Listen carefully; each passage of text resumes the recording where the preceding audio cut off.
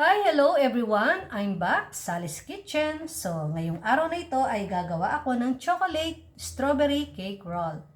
So, umpisahan na natin. Uunahin ko muna ang wet ingredients at kakailanganin natin ng 4 na itlog. Isa-separate natin yung egg yolk at egg white. Ito na, sineparate ko na yung egg yolk and egg white. Hindi ko na pinakita sa video. Ilalagay ko na yung sugar. Ikikream natin ang egg yolk sa sugar. I-mix natin hanggang maging smooth itong ating egg yolk and sugar. So, ayan, ito, smooth na ang ating egg yolk and sugar. Ilalagay ko naman ngayon ang oil. Milk. Vanilla. So, ayan, okay na to. Next, isusunod ko naman ang dry ingredients. So, unahin ko itong all-purpose flour.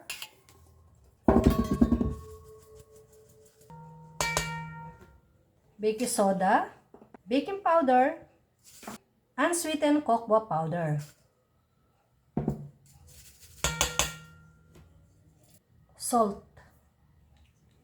Then, i-whisk natin hanggang maging smooth itong ating mixture. So, ayan, okay na to. Smooth na ang ating mixture. Scrape natin sa side.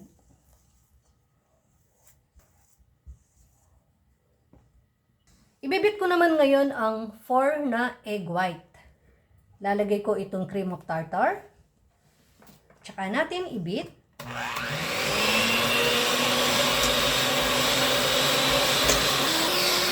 Kapag binula na, ilagay natin ang sugar ng paunti-unti.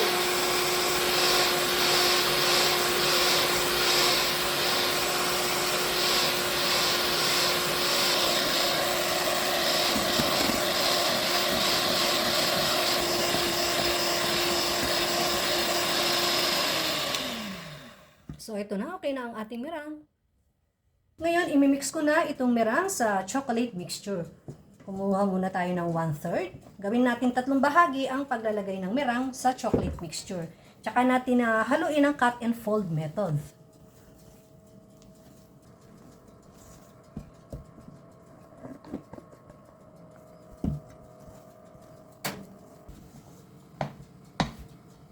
Lalagay ko na yung remaining meringue.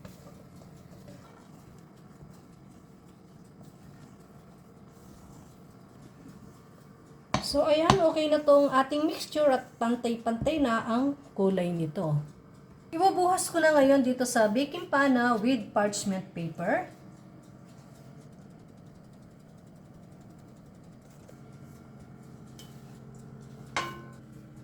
Spread natin ito evenly para pantay-pantay itong ating mixture.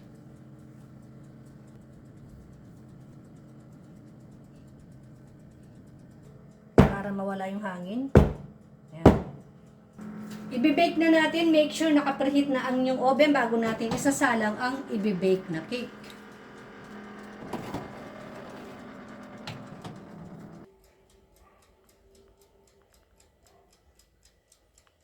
Ito na, luto na ang ating chocolate cake. Papalamigin muna natin ito bago natin i-frosting. For the frosting and filling, gumagamit ako ng whipping cream powder. So, i-dissolve ko muna ito sa malamig na tubig.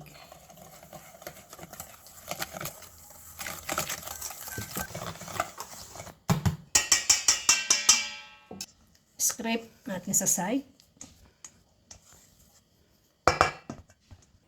At saka natin ibibit.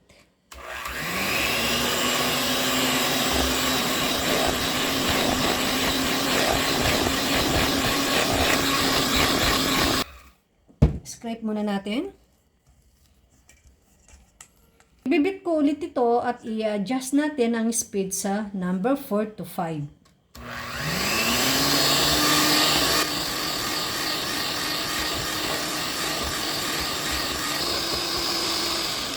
So, eto na, okay na yung ating whipping cream at nagdoble na ang volume nito. Ngayon, ilalagay ko na itong strawberry in can. Duncan brand ang aking gamit. Tsaka natin ibibit ulit ito.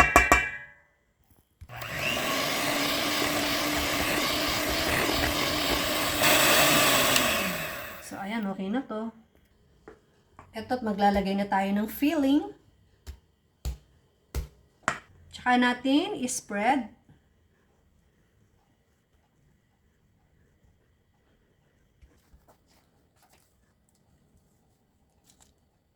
Ngayon, i-roll naman natin ngayon.